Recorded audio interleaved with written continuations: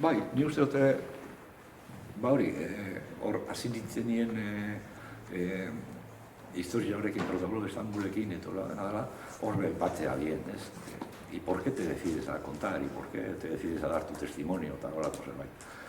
Da orduen, ni etxien baten baino gehiago, sobre todo amari, baten baino gehiago, ez azartu berarekin, baina bai aipatu zet,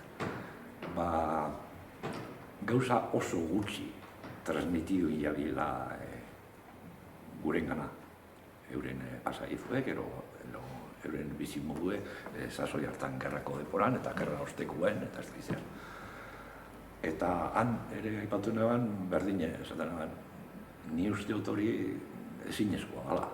Ni uste dut jente eskubidea eta gehiago dakagule jakiteko gutxienik zure etxeko bizipenak eta zure familiako historiak, eta falta hori asko gota izan dute bizitzeko zuen, eta ez nuke berriro gertatzie eta gure urrengokuei holako bizipen horiekin barik gelditzien. Ni uste dute motibo importantiena hori dela. Eta, bueno, hori modu personal batek ero dana dela.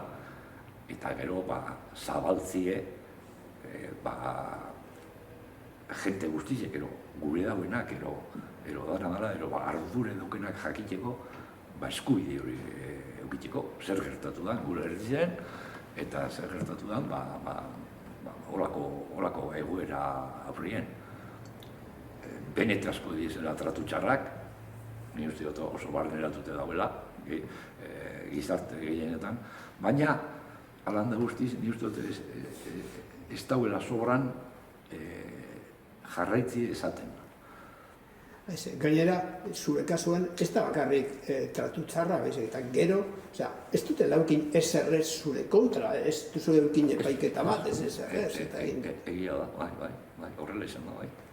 Horrela izan da.